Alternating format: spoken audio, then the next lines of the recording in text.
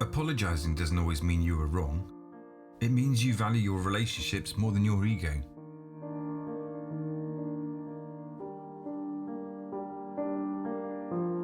Your ego, your sense of self-esteem or self-importance. It's your unconscious communicating with your conscious mind to find the nice behavioural balance that forms your sense of personal identity. The ego is not our enemy. It's one of our greatest teachers because it'll show us the areas of life that we still need to work on. It'll decide that no, it's probably not a great idea to wear those crazy clothes at a friend's wedding. And it also isn't a good idea to tell someone how silly they look in their outfit. Our egos keep us socially in check, with a continual internal negotiation. And so it's also important for us to keep it in check and use it with consideration.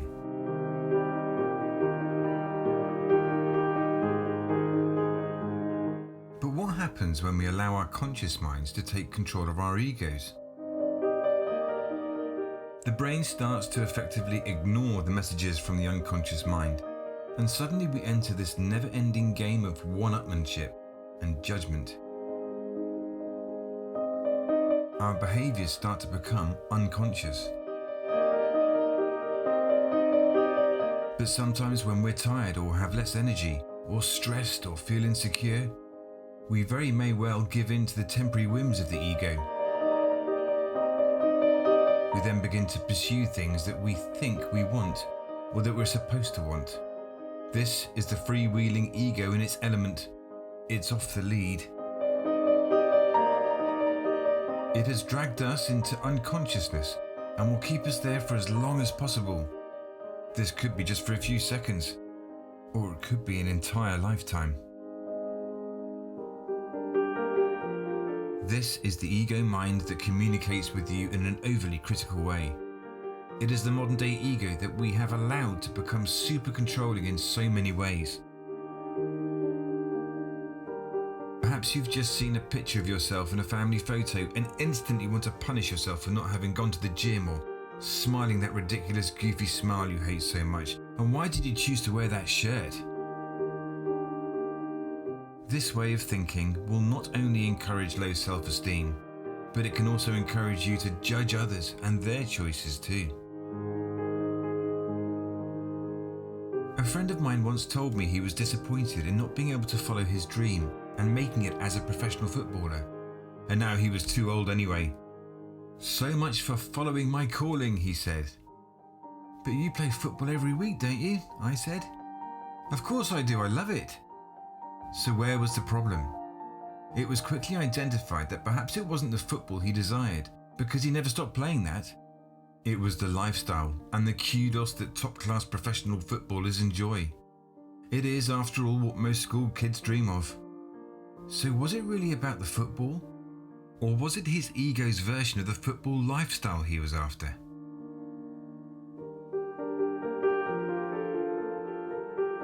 The ego can encourage you to become someone rather false and artificial. It can fuel dramas in your life and smother emotions such as kindness, forgiveness and love.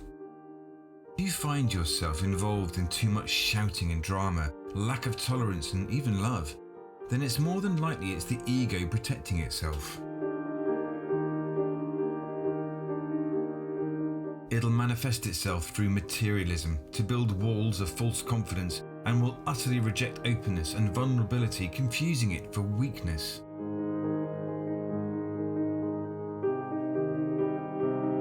As Jesus said, "They know not what they do."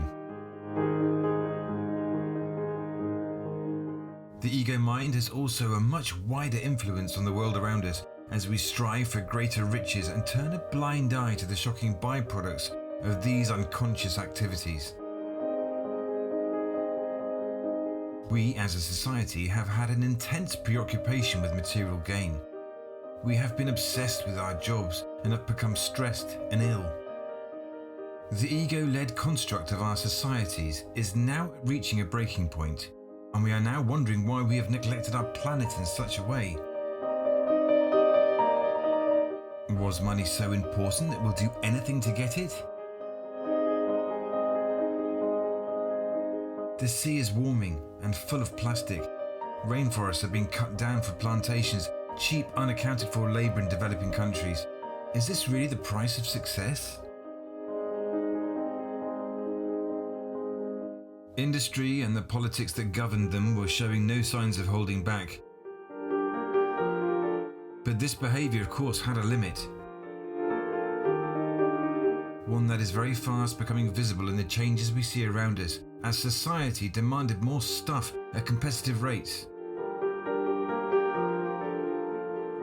Isn't it odd and completely bizarre that from the moment you're born, it costs us money from the outset just to exist?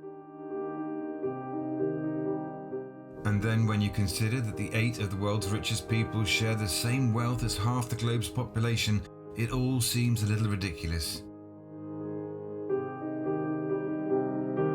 This is mostly the unconscious behaviour of the egotistical mind at work. The stealthy imposter ego also has an unhealthy habit of appearing amongst other authentic emotional banners such as pride, self-worth, identity and success. Many people mistakenly allow their egos to fuel the representation of who they would like to be seen as, rather than who they actually are. That is the interpretation of self from the perspective of others. I'm earning lots of money, so I must be winning at life. These self-created projections are generally based upon what we think is popular in society, and our need to be included, accepted and admired. We have effectively become experts in becoming who we think people want us to be, and we are in danger of forgetting who we really are.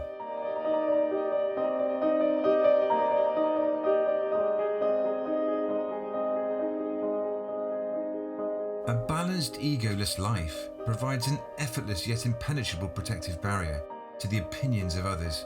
It just won't matter what they think of your interests or spending habits, which encourages self-confidence and an emotional robustness. The Zen masters, known for being tough on their students, have a saying for those who try a little too hard. The more of an effort you make to be genuine, the more of a fool you become.